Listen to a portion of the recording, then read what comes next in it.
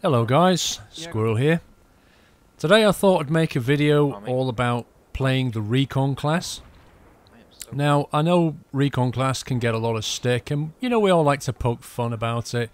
You know, sniper pussies and all camping bitches and all this kind of thing. But, you know, there are lots and lots of things that you can do as a Recon class that will really help your team. And I think if you do that, I'm going to show in the video some of the things that I'm doing. And hopefully you can pick up a few tips from this, or maybe leave some comments with your own tips. As I've said before, I love learning. I'm not a massive Recon class player, but you know, when I do play the Recon class, like all things, I try to do the best for my team. So you just saw me there with the MAV up, and I dropped it down near one of the MCOMs. The idea being that, you know, it's a motion sensor, so that should give us some help if people sort of run in. You see that? That was an interesting scene though. That guy actually swiped. I played that back in slow motion. That guy came in with and he tried to knife me from the front. So he took one swipe and then I had to reload my gun. And he took another swipe and that dropped me. But at the same time, one of the guys I play with, Sacriel, just knifed him right in the chest. Absolutely hilarious. Yeah, as I was saying, I just put the MAV up because we have sort of one MCON left.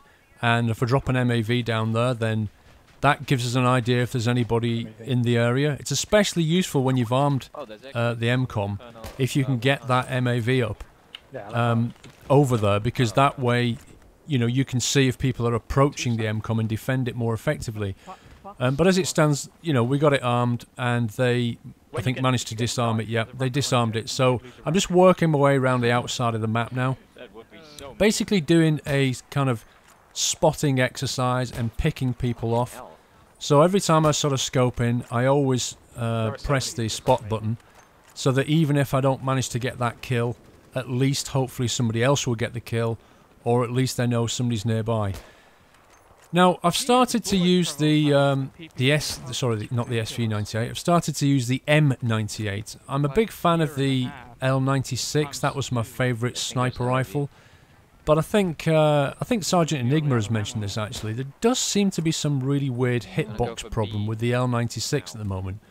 So I've just switched over to the M98. The SV98 is also a very good sniper rifle, but just something about the M98 sits better with me. But seriously, all the the guns are useful in their own way, and if you get to learn how the weapon handles, you can be pretty effective. It doesn't really matter what you play, what weapon you use, as long as you're effective with it. That's the main thing.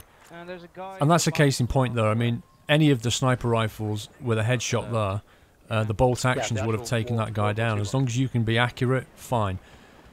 So here we go, pick up the beacon, because we're moving forward to the next MCOMs. Now, one of the first things you need to do, obviously, playing rush on attack.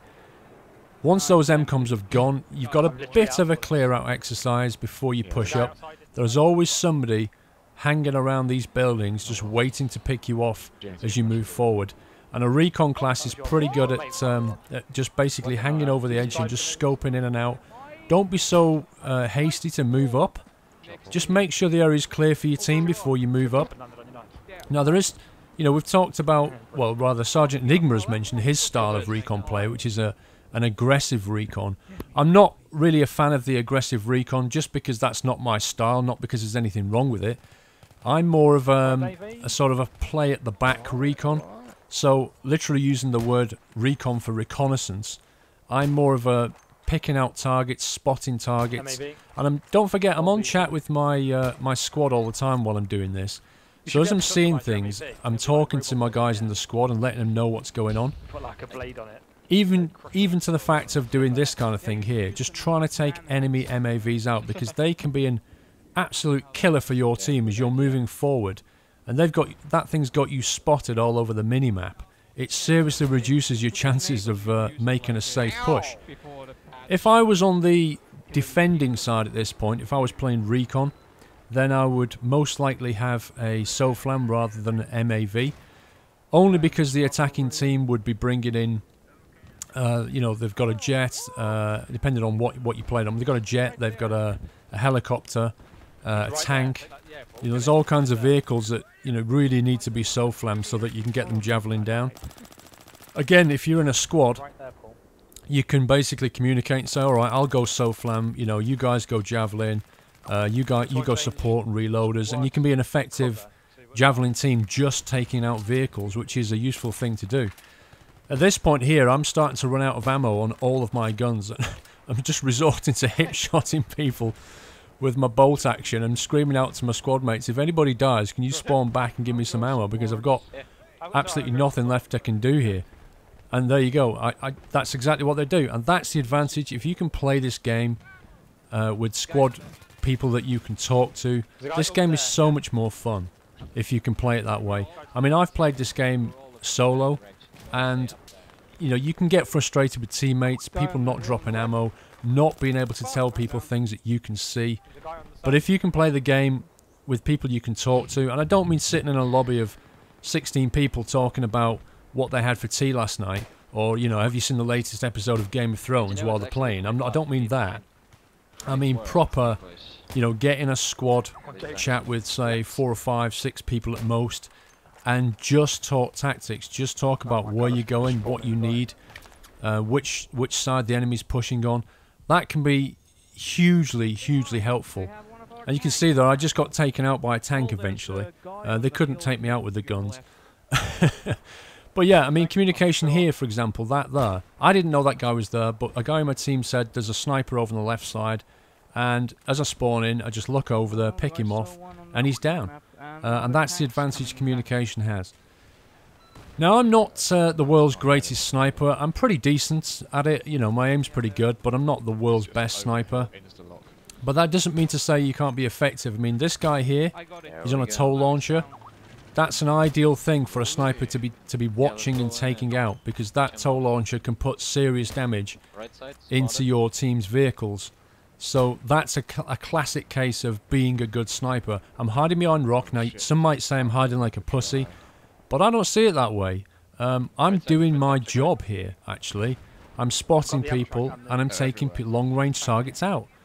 Always in the back of your mind has to be, what is the most useful thing I can do right now? If that happens to be sniping people, taking out targets, then do that. In this case, I decide I can't really see any targets. We're trying to make a push on the MCOM. The best thing I can do was to get that MAV down near the MCOM. Now, I'll put it on the roof of the building, which is normally a good choice. Unfortunately, the building got dropped, probably by my squad's tank. Okay, it didn't work out that time, but many a time that has worked out really well. You'll see me use the same technique later on when we get down near the warehouse. Now, for these first few sets of MCOMs, my particular setup is really useful. Bolt-action sniper rifle and an MAV, because we've got a long corridor down this sort of water side here. As we get down to that warehouse, my kit setup becomes less useful. Mostly because it then gets in and around those crates, those containers, and inside the warehouse. And what I should have done later was I should have switched out this bolt-action rifle and taken a different weapon and gone inside with that, but I didn't do that. I just ran around like with a pistol. So that's something else that I learned watching back this footage, trying to learn from what I was doing. Again here, I've moved forward a little bit after getting knifed by that guy. I mean, that's inevitable, to be honest. I am literally at the back of my team, and it's pretty inevitable that somebody who doesn't like the fact that I sniped them will manage to work their way up down the side, particularly down the water side there, get behind me, and knife and feel good about themselves. What I did here was I dropped an MAV out because I couldn't see any targets. Now, when I took off there, I just noticed a guy over to my left, just over here somewhere. Sure enough, pick him out. That's a good little trick. If you can't see anybody to shoot, pick the MAV up, have a quick look round, drop it, take him out, and then take the MAV up again. I can't see anybody here on thermal, so again, best thing I can do is put this MAV down just here. I know they're going to set up and defend here, and I've got a great sniping sort of corridor onto that building. So I'm just going to push up here and get some... There you go. See, now I've got a good shot in there. I'm just watching those guys, seeing if they're going to get on that tow, or just try and pick some off. If not, I'm spotting people because I'm talking to my team and saying, okay, I can see you on the first floor, second floor, third floor, whatever I can see, I'm telling them.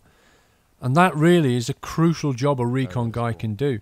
And, you know, I think recon classes can be quite misunderstood, you know, but that's down to the way that they get played. And I find that if you play it this way, I mean, you can see on my score, you know, you just look at the scoreboard, I'm doing really well. And I'm not doing anything special, but I'm facilitating my team. I'm, you know, with the spotting and with the killing. I'm not even getting MCOMs, which are, you know, worth huge amounts of points. You know, was it 500 points for an MCOM explosion? I'm not even getting that. I've got no chance of arming an MCOM because I'm right back. And yet, I'm doing seriously well on the scoreboard. Anyway, we move forward. I get into this room here, just dropping an MAV as we're trying to pick off these guys again. As I said before, once you've got the MCOMs, you've got to clear that area out, and that's literally what we're doing. So I put an MAV down in there just to make sure there's nobody else around here. And I get outside. Have you noticed, by the way, that if you cannot use an MCOM if you sit next to somebody with an ammo crate? Because, I don't know if you remember or not, but before the patch but 1, I think it was, when you deployed the MAV, you would instantly get inside the MAV and you could take off. Now, you deploy the MAV and then you have to do another action to actually utilise the MAV and take off. And what happens is if you're next to an ammo crate, you deploy the MAV on the floor and you instantly get another one reloaded. So you try and actually use it, you can't. It just keeps redeploying a new one. So you have to actually run away sort of 10 yards away just to get inside, to get away from the ammo crate just so that you can use the actual MAV. Bit annoying, but... So this is what I was talking about earlier. I was saying I am becoming less useful now because the MCOMs are inside that warehouse. I can't obviously snipe people around the MCOMs. One of the things I can do is come down this flank here and you'll often see people running. There you go, there's a guy there, and you'll see people running down this side. So that's one of the more useful things you can do. You can snipe here, but that's quite a long range. Probably about sort of 300-400 meters, something around that mark. But if you're a good shot, you know, you can actually get some decent kills here. MAV on top of the warehouse roof is obviously, there you go again, I just, you know, guy came around the back of me as you do. You got to accept that, that's going to happen. MAV on the warehouse is another good trick, really useful thing. But also, if you wanted to be more aggressive at this point, you could swap out the MAV for a t-ugs, you could swap out the bolt action and go with a PDW. You know, semi-automatic or something. Get inside here, get your beacon down, and literally go for a rush on the MCOM. If that's your style, get up front and do that. But my main concern is to make sure that, you know, there's always a forward deploy point for my squad. Because if they get wiped, you know, they're playing aggressively in here, and if they get wiped out, then I want to make sure that they can spawn on me safely or spawn on my beacon safely. Because otherwise we're going to go in for a very long walk. And if you are playing this kind of recon style like I am now, you are the backstop, you are the back position. So if you see your team wiped out, you've got to make sure you stay safe. So anyway, this is what I was mentioning now. We literally did get pushed back. We literally got wiped, and they took out the beacon inside. It's a bit unfortunate, but yeah, so we had to start back from the deployment here. What I decided to do this time, because the right side is obviously very busy, I decided to go down this left side. Now this isn't a bad choice either, because if you can get down amongst these crates and get a beacon down, you give your squad a really good launching point amongst these crates. And also, as you'll see in a second, you also get a shot in on the MCOM because the wall has now been taken out. When you put those spawn beacons down, one more tip for you is don't put them right near the MCOM. The enemy is always going to be around the MCOM and they will hear them, take them down. And also, on an open map like this, when you spawn in on the spawn beacon, you will be literally over the MCOM, and it's very hard to sort of parachute down vertically. You have to hold the back key and kind of drop down. You're very, very vulnerable. So the best thing to do is deploy it, you know, 100, 150 meters away, like I did there, because when the guys parachute in now, they'll literally parachute down and they'll be able to land on top of that roof very, very easily. As you can see, there's going to be guys up there in a minute, and that's a really good place to be. Above the MCOM on that warehouse roof is a good place to be on Carg Island. You can actually get shots in on that MCOM and drop inside if you want to. So that's another thing to think about, is not what equipment you take, but also how you deploy your equipment, where you put it, is very, very important. You could see back there from that spot I was managing to defend the MCOM as it was being disarmed, which is a great place to be over there. The tugs, the MAV, the SOFLAM, you've got to make the choice between them. It literally comes down to the map and what you're trying to do. In this particular game, I knew I was going to hold back and I knew we were attacking, so the MAV made the most sense to me. And on something like Seine Crossing or Grand Bazaar, you want to be taking a tugs rather than an MAV, and probably don't need a SOFLAM. Again, you've just got to mix it up, you've got to choose the right tools for the job. At this point, we've just got B, and I was literally running around like a lunatic with my pistol, just trying to make sure they didn't get that last MCOM down. Anyway, so just to wrap that up, as you can see, I did pretty well on the scoreboards playing the Recon class with a bolt-action sniper. I should have changed my weapon as we got towards the end. But I hope you enjoyed that. I hope you learned something. Do leave me some comments. Let me know your experiences, any tips that you might have for the Recon class. I don't think it's all bad news. I think Recon are very, very useful, either aggressive or even defensively like that. I could put another video together where I'm defending, if you like. Let me know, leave some comments. That's all from me, guys. Take care. See you soon.